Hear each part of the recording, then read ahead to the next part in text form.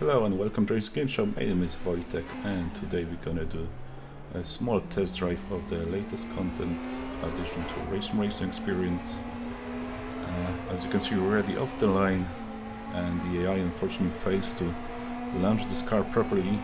They almost stalled the engine, so I was basically doing slalom around them just for the loss.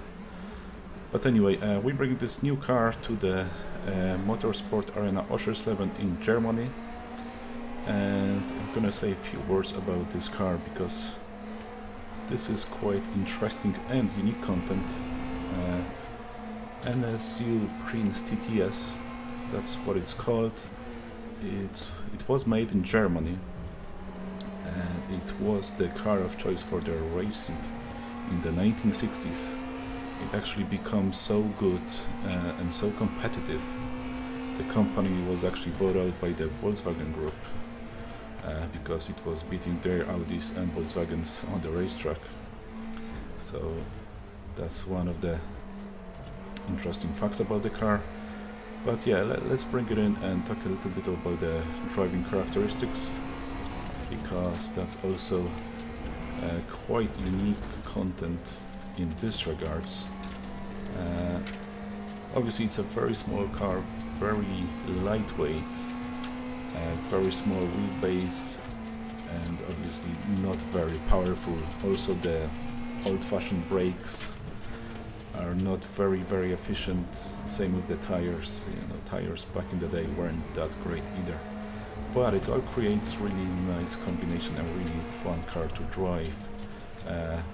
Also the engine at the back, you can see now the engine is actually sticking out from out of the bonnet. It didn't fit into the race version of the car, and yeah, it definitely offers very unique experience when it comes to driving. When driving this car, you really need to concentrate more about your pedal inputs rather than your wheel inputs. What I'm trying to say, you're not driving this car with the wheel really. It's all about controlling the weight balance, shifting the weight balance from back to forward, etc., etc. So it's very unique, and it's all about keeping the momentum. And I would recommend this car to any beginning sim racer, because if you become good in this kind of car, it will actually puts you into very good position into getting better control from the faster cars, especially for the high downforce cars. Many beginning sim racers they want to drive the faster cars, the most exciting cars with the high downforce, and those cars actually tend to mask many mistakes that you do. And if you start from the car like that punishes you for the mistakes, because you don't have enough power to get out of the corner if you screw up the line midway through the corner, or you screw up the entrance. So this is actually the car that's gonna teach you proper driving. Maybe let's talk now a bit how the car handles in the game and with the AI. The problem here is that AI in this game is kind of one fits all, and this car being so small, it actually looks like the AI is missing every single apex all around the place. It's avoiding the curbs, and it really doesn't have a very good line. Let's put it that way. This car really begs to eat the curbs because it's so soft. It's actually pleasure flying over the curbs because it's eating them like a rally car almost. So unfortunately, you still get a good race out of the AI, but it's not perfect, simply because it's the same AI is driving, for example, DTM cars, which are probably twice as wide as this one. But yeah, putting this aside, still very good addition, another good addition to RaceRoom Racing Experience. Really worth the price. It costs 150 VRP points, which is €1.50 or something like that. Probably a bit less. If you want to buy the whole pack with all the paints, which I didn't do, you're gonna pay about €2.50. But yeah, paints aren't really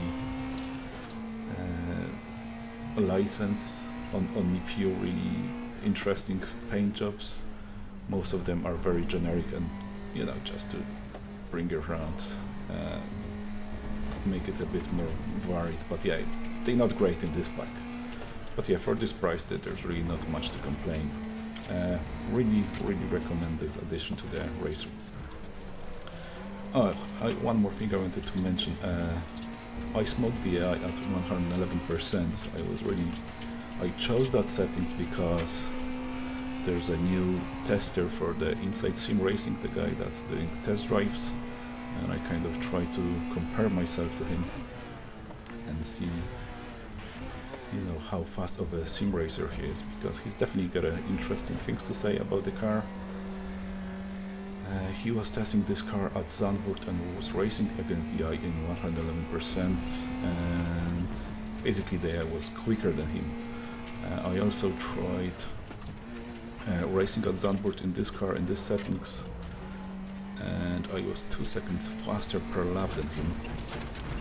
Well, saying that, I'm running roids sometimes as well.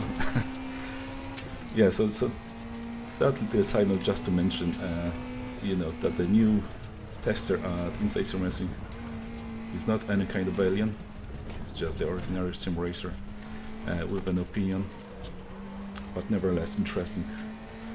But again, when you listen to opinions of the sim racers about the cars, about the sims, you also want to know how good or how fast they are. Some of you would say, but that doesn't really matter because who could still assess the sim properly? And it is true to the extent, but I think the guys that are really fast, they can push the cars, push the physics to the limit, and often, you know, find the exploits. But yeah, that is just a side note, nothing really that important. So that's all I got to say in this one. I'm gonna leave you with the footage of the hot lap I did during this race.